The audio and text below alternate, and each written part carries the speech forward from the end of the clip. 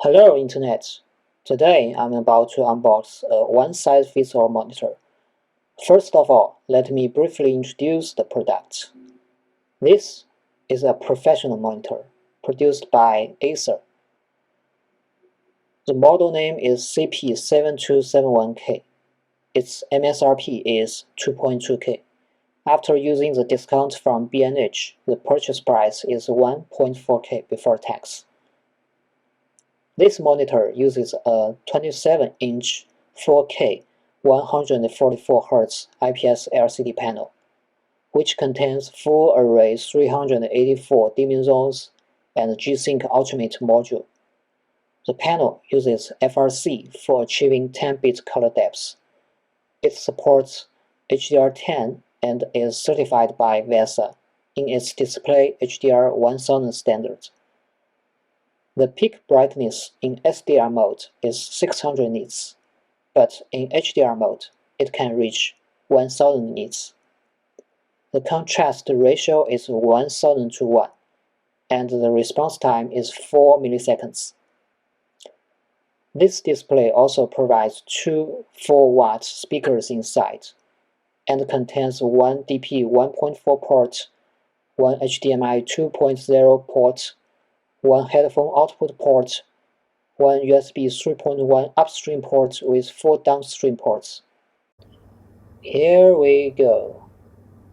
The package was shipped from the cold East Coast and delayed in Texas. It finally arrived here. Let's first check the carton.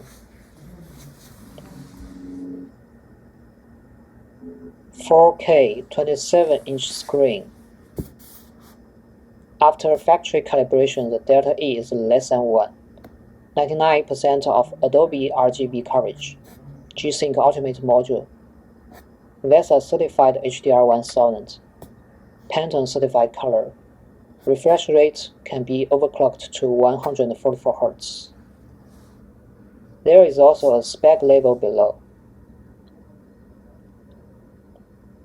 It was made in August 2019, when nobody knew anything about COVID-19. After opening the carton, the first thing that catches my eyes is the monitor shielding hood, a must-have component on a professional display. The installation steps are printed on the box.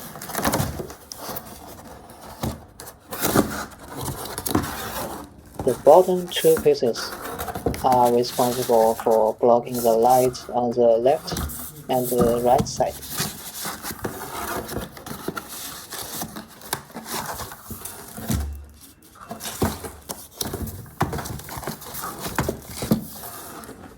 The longer one above can block the light above the display.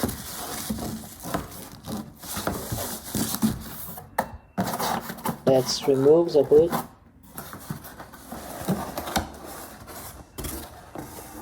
We can see other accessories.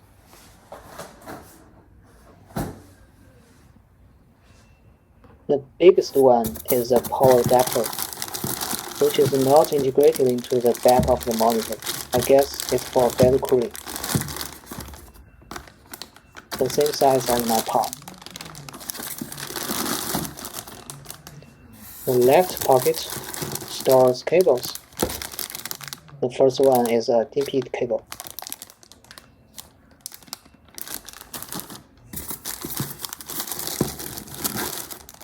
The power cord of the monitor.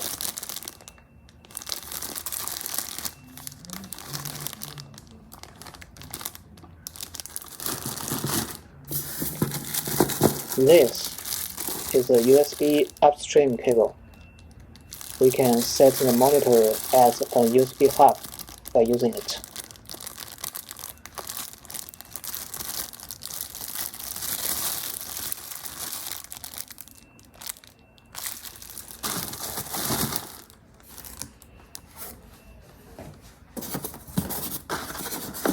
This should be a box of instructions.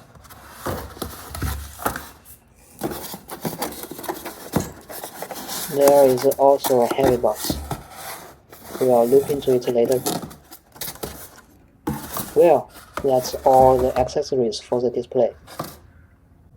I just opened the paper box, and it turns out to be full of papers. The top one is a 3-year warranty commitment.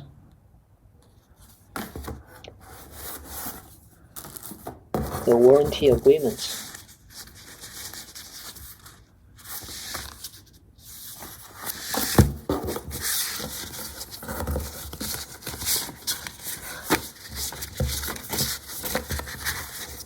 The setup guide is very thin.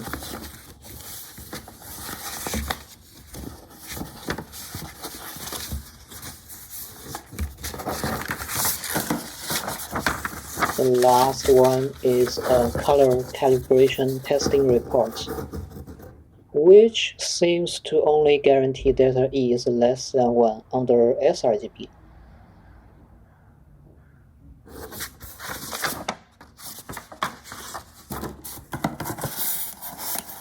The other box contains accessories for assembling the monitor on the wall.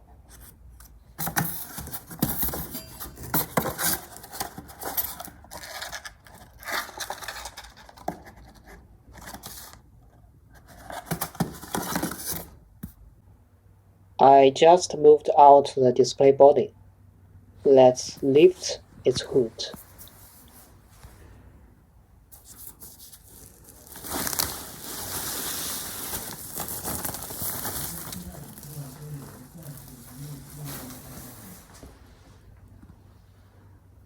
There is a very conspicuous G-Sync Ultimate logo on the lower left corner.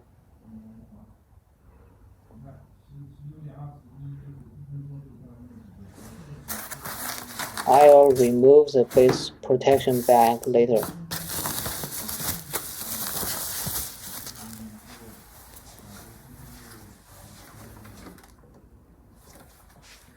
There is a huge Acer logo on the back of the display. Note that the monitor doesn't offer pivot function to rotate the monitor vertically, but I can slightly change the angles. Now I have unveiled the base. Let's take a closer look at it.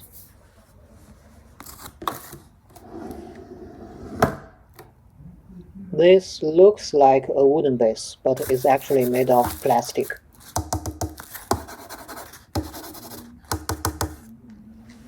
Let's turn to the back again. Because the G-Sync Ultimate module has a fan, Acer adds a lot of air outlets.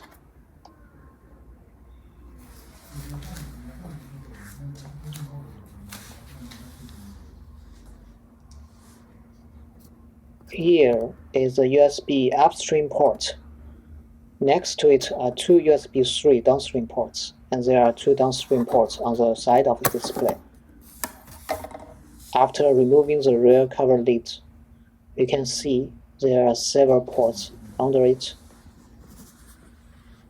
From left to right are HDMI 2.0, DP 1.4, power port, and headphone port.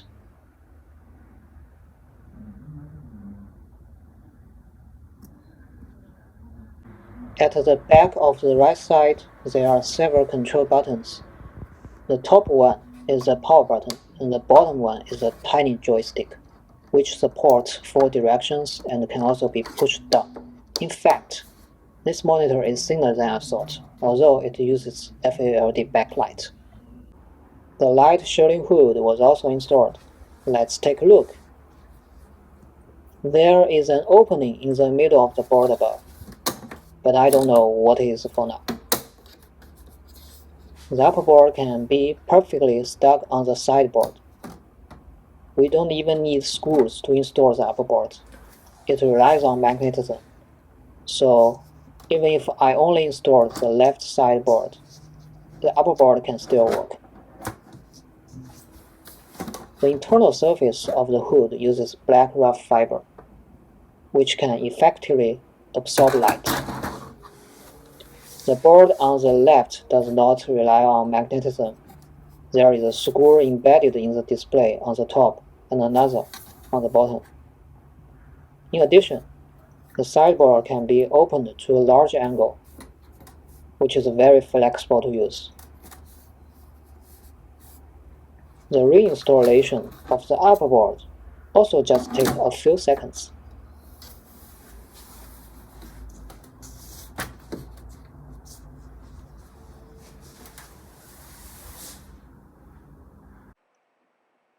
After unboxing, let me deep dive into the features of this monitor. First of all, it uses an old AU Optronics IPS panel, M270QAN02.2. They started producing this panel back in 2018, and it was the most advanced LCD panel at that time. It combines high resolution, wide color gamut, high brightness, high refresh rate, full array local dimming backlights, and G-Sync Ultimate. Today, this panel has been discontinued because high-end panels have begun to use mini LED with more backlight zones instead of WLED. Another disadvantage of this old panel is that it cannot support many new technologies, such as HDR10+, Dolby Vision, HDMI 2.1, display stream compression on DisplayPort 1.4, etc. For example, when we need to set the output to 10-bit color depth with 4:4:4 chroma subsampling mode, this panel can only achieve a refresh rate of 98 Hz. But even with these shortcomings, if we wanted to pick up a high-end panel between 27-inch and 32-inch, we still cannot find a better choice. We may be able to see more advanced monitors in a few months, but their price would be way higher. What we know is that Acer, Asus, and ViewSonic will sell 32-inch displays that have 1152 mini-LED backlight zones to support HDR 1400 this year, but the price would be more than $4,000. In addition, LG will start selling 27-inch and 32-inch 4K OLED displays, but the price will start from $3,000 to $4,000. In addition to this monitor, there are two other monitors using the same panel. One is Acer's ROG PG27UQ gaming monitor, which should have been discontinued. Another discontinued one is Acer Predator X27. We can see it is a gaming monitor variant of CP7271K. Although the panel is the same, the factory color calibration of gaming monitor is generally not as good as for professional monitor, like CP7271K.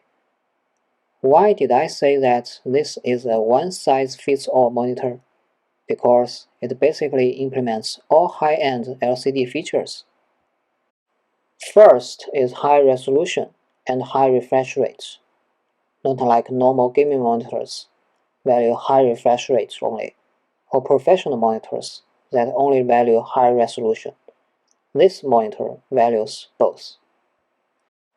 Second, the color gamut is very wide, with 99% of Adobe RGB coverage and 93% of DCI-P3 coverage. A fun fact is that, in Tom's Hardware review, the DCI-P3 color gamut volume of CP7271K is as high as 110%, even far better than the $4.5K Asus PA32 UCX. The third is that the colors are very accurate. After the factory sRGB calibration, delta E is less than 1, and the display can simulate the full range of Pantone matching system colors. The fourth is the true HDR support. Thanks for the 384 backlight zones, this display can reach 1000 nits in HDR mode with local dimming. Fifth, G-Sync Ultimate can synchronize the display refresh rate and the output frame rate of the graphic cards in HDR mode, preventing screen tearing. Alright, let's end this video with a comparison picture of HDR and SDR. Stay tuned for the next episode, that I will share more knowledge regarding HDR, G-Sync, FreeSync, and also do HDR tests on this monitor.